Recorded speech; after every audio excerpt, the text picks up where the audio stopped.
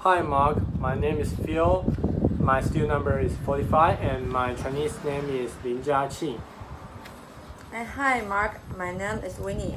My Chinese name is Chen Huichun and my student number is 21. The first round I will be the Ebert and Winnie will be the Siskel. Okay. Our first movie is Back to the Future 2.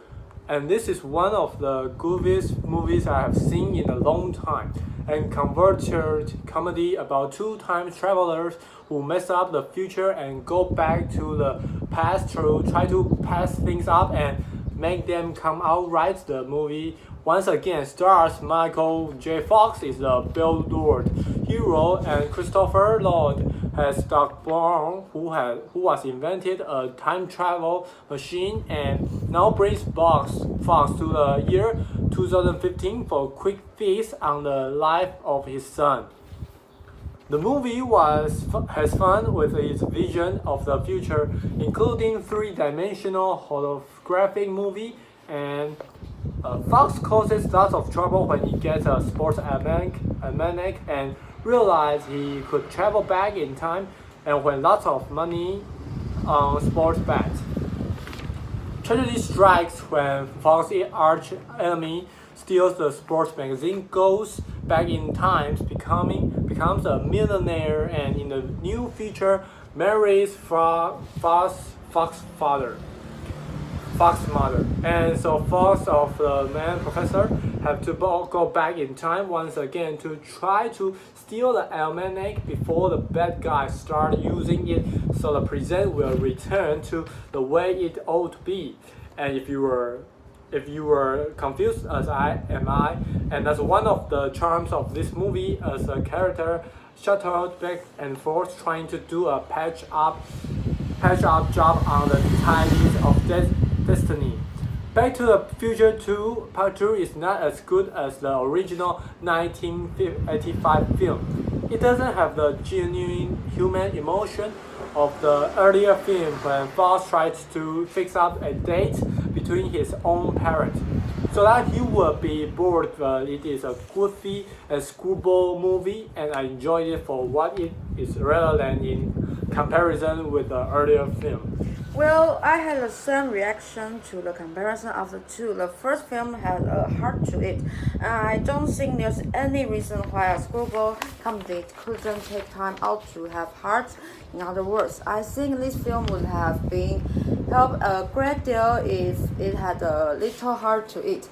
I think would have been true to the original picture. Instead, I found this to be very gadget-filled and really noisy in an unpleasant way, so that when I was watching it, I was seeing a lot of slapstick, a lot of racing around, and the character of Biff, the enemy of Michael J. Fox, is really the star of the second picture. I think the movie could have been called Biff in a way because he dominates the whole action, and the Michael J. Fox character and his relationship with his parents, that's really just not there. The father isn't even there, and so I really found it kind of unpleasant to watch in a way, and I was looking forward to it, but it doesn't enjoy it at all.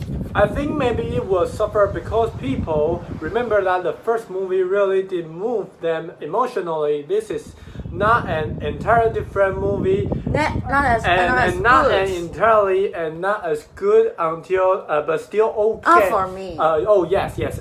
I recommend that. I recommend it for exactly what it is. And one of the things I like was Christopher Lloyd racing around back and forth through time. He changed something here, comes out different. There he moves back here. Michael J. Fox steals the almanac. In the future, Biff gets it. Oh, Michael J. Fox goes back to 1985, that changed in 1982. I'm racing around, and that's really the charm of the movie. Is it just as a 90s? Except that when I started to talk about the noise factor of the film and the physical action, her hard action, you seem to be nodding in agreement. That sort of. Of course, it's a nosy action feels what's wrong with that. When the noise doesn't mean anything to you. No. That it doesn't mean to me, not to me. Was it that noisy? Okay, and the second round I will be the Siskel. And I will be Ebert. Yeah. Our first movie is Back to the Future Part 2, and this is one of the goofiest movies I've seen in a long time, a convert comedy about two time travelers who mess up the future and go back to the past to try to patch things up and make them come out right. The movie once again stars Michael J. Fox is a bewildered hero and Christopher Lloyd has Stockborn, who was invented a time travel machine and now brings Bugs to the year 2015 for a quick fix on the life of his son.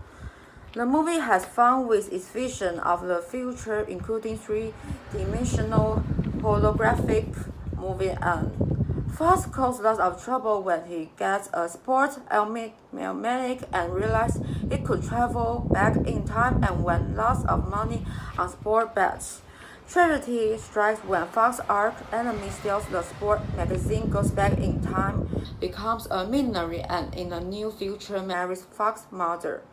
And so Fox of the main professor have to go back in time once again to try to steal the almanac before the bad guys start using it, so the present will return the way it ought to be. And if you are confused, as am I, and that's one of the charms of this movie, as the characters shuttle back and forth trying to do patch-up job on the ties of destiny. Back to the Future Part 2 is not as good as the original 1985 film. It doesn't have the genial human emotion of the earlier film, where Fox tries to fix up a date between his own parents so that he will be bored, but it's a goofball and schoolball movie, and I enjoy it for what it is rather than in comparison with the early film. Well, I had the same reaction to the comparison of the two, and the first film had a heart to it, and I don't think there's any reason why a screwball comedy